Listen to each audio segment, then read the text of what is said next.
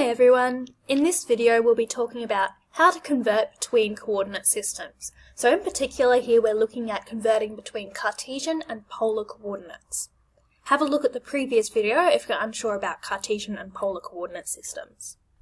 The formulas that you need to remember to convert between Cartesian and polar coordinates are these ones.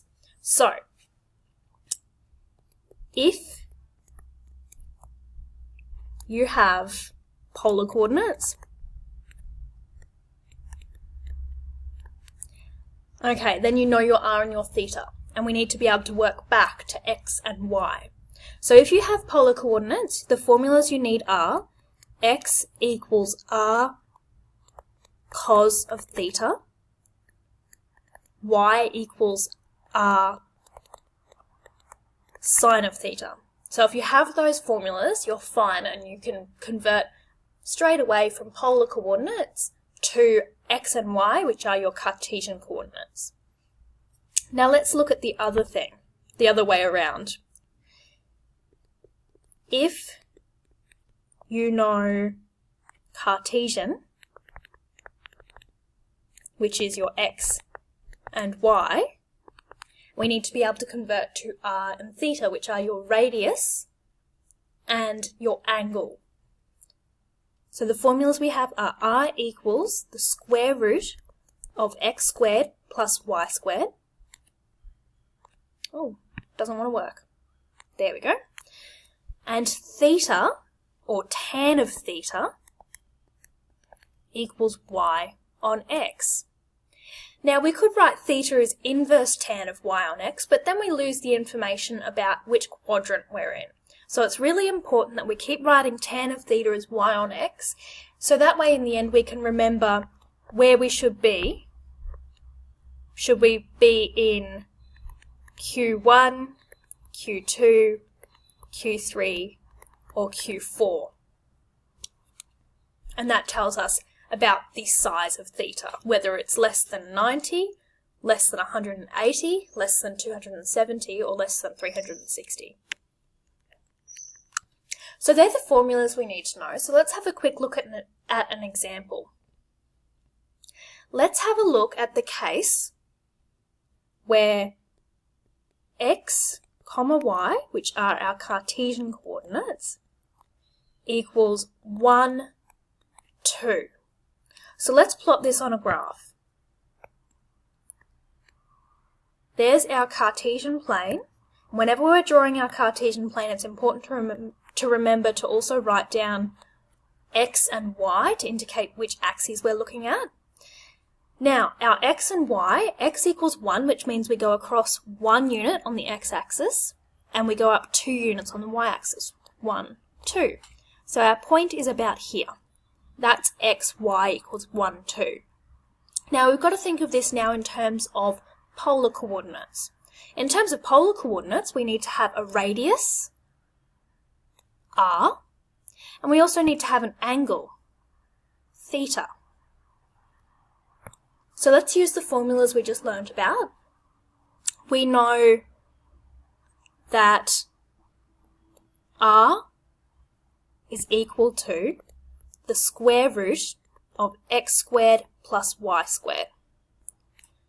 So that equals the square root of 1 squared plus 2 squared.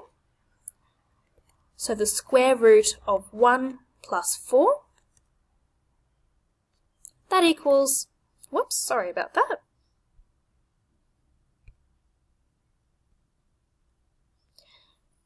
That equals the square root of 5. Okay.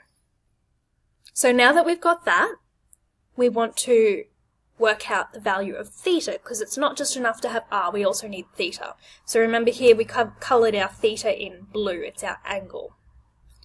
So for our theta, what we know is that tan of theta equals y on x. That means that tan of theta equals 2 on 1, which equals 2. Now we need to be able to work out what that value of theta is. To work out what that tan is, let's have a look back to where this point sits in terms of our quadrants. So you can see the point here sits in our first quadrant, Q1, which means that the value of theta has to be greater than or equal to 0, and theta has to also be less than or equal to 90 degrees. Because of that, we can straight away just plug this one into our calculator, and we know that arctan, or inverse tan, of 2, we got that 2 from over here, has to equal theta. And when we do that, we find that theta is about 63.43 degrees. Okay, and straight away we've been able to convert between our Cartesian coordinates, which was our x and our y, to our polar coordinates, which were r and theta.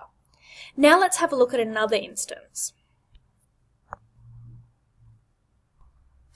The next problem we're looking at is converting from polar coordinates now to Cartesian coordinates. So now we have our r and theta, but we do not have our x and our y.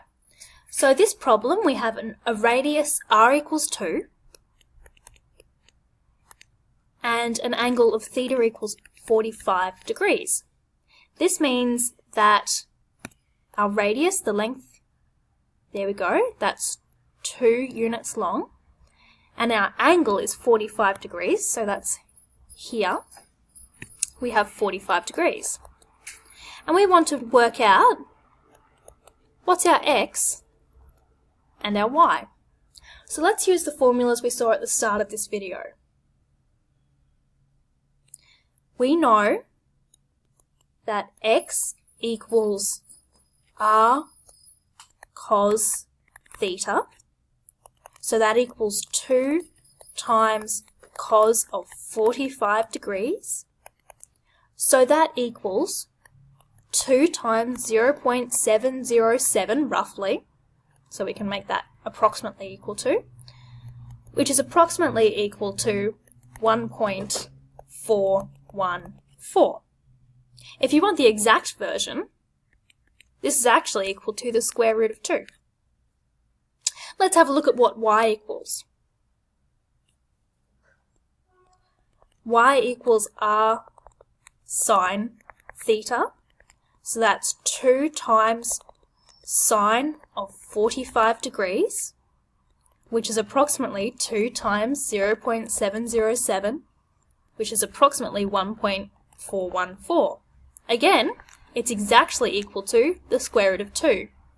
Now, because we have an angle of 45 degrees, we would expect our x and our y to be equal. So that's fine. Okay, so in this video you've seen how to convert between polar and Cartesian coordinates, both going from polar to Cartesian and from Cartesian to polar. You can use a few more complicated versions of this, so for example you could convert the equation for a circle from Cartesian to polar or from polar to Cartesian, and you can do this for many different things. But I hope this video helps with the general idea of how to convert between our coordinate system.